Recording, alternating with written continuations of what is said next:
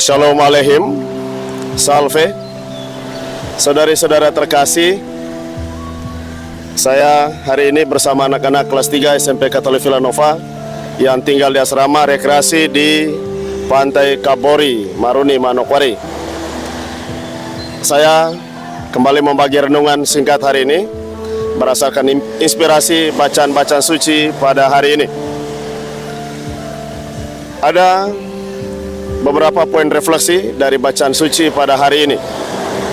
Satu, bahwa karya Allah, kebenaran Allah tidak bisa dihalangi oleh kekuatan apapun di dunia ini, oleh penguasa manapun, oleh raja manapun.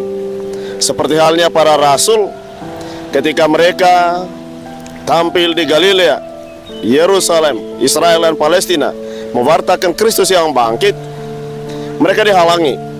Lalu dalam persidangan ketika menentukan hukuman apa yang akan dijatuhkan kepada para rasul, muncullah seorang Yahudi yang bernama Gamaliel. Dia menyampaikan pendapatnya, "Hai orang Israel, biarkanlah mereka berbicara. Kalau itu dari manusia, toh seiring dengan perjalanan waktu akan hilang lenyap. Tetapi kalau itu dari Allah, pasti mereka akan tetap berkembang." Apa yang dikatakan oleh Gamaliel sudah terjadi. Ibu bapak saudari-saudara, Yesus yang wafat, yang bangkit ribuan tahun yang lalu masih tetap eksis, masih tetap hidup sampai hari ini. Buktinya jumlah umat Kristiani di seluruh dunia sekarang hampir mendekati 3 miliar. Dan umat Katolik sendiri di seluruh dunia 1,4 miliar dari 7 miliar penduduk dunia. Itu sesuatu yang luar biasa. Ini apa yang dikatakan oleh Gamaliel sudah terbukti. Yang kedua, para rasul yang dilawan, ditentang, ditangkap, dimasukkan ke dalam penjara, mereka merasa bahagia karena mereka merasa layak mengambil bagian dalam misteri sengsara Kristus. Nah, kita pun sebagai pengikut Kristus, apakah iman kita sudah sampai ke tingkat itu? Kita merasa bahagia ketika kita menderita karena iman kita kepada Kristus. Jangan-jangan kita lebih banyak mengeluhnya, bahkan mempersalahkan Tuhan. Kita belajar banyak dari para rasul. Kalau kita sungguh mencintai Tuhan, sungguh beriman kepada Tuhan, harus juga mengikuti Via Dolorosa seperti Kristus sendiri, jalan penderitaan. Yang berikut, hari ini Yesus mengadakan mujizat dari Injil Yohanes, memperbanyak 5 roti dan 2 ikan dan diberi makan kepada 5.000 laki-laki. 5.000 laki-laki yang di situ yang dihitung hanya laki-laki, belum terhitung istrinya kalau bawa istrinya, belum terhitung anak-anak kalau bawa anak-anak. Ketika kami ke tempat Yesus dulu memperbanyak roti dan memberi kepada 5.000 orang, sang guide mengatakan kepada kami begini, kemungkinan hitungan de facto saat itu adalah 40.000 orang. Yakni misalnya dari satu laki-laki tadi dia bawa 4 anak dan istrinya, sekitar 40.000, dan Yesus memberi makan 40.000 orang kala itu, hanya dari 5 roti dan 2 ikan. Apa pesan penting dari bagian ini?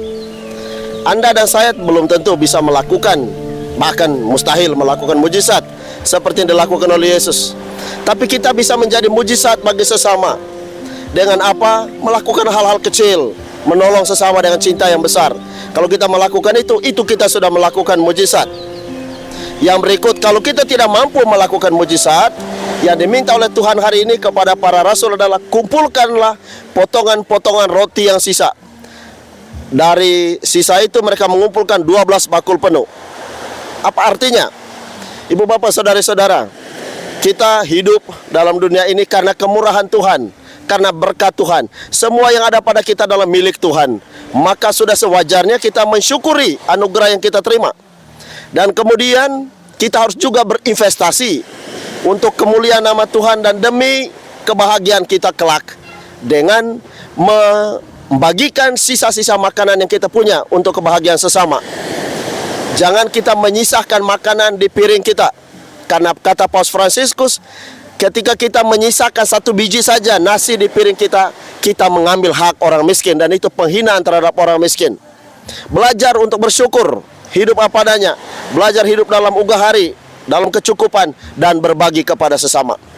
Itulah saudari-saudara beberapa pesan penting yang dapat saya wartakan pada hari Jumat tanggal 12 April pada hari ini.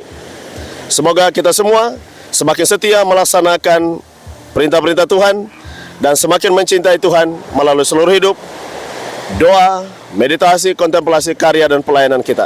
Sekarang silakan melihat keindahan alam di sekitar pantai Kabori. Tuhan bersamamu dan bersama rohmu. Semoga ibu bapak, saudara-saudara dimanapun Anda berada, senantiasa dilindungi, dibimbing dan diberkati oleh Allah yang Maha Kuasa, Bapa dan Putra dan Roh Kudus. Amin. Thank you. Sampai jumpa dalam video-video renungan selanjutnya. Tuhan memberkati.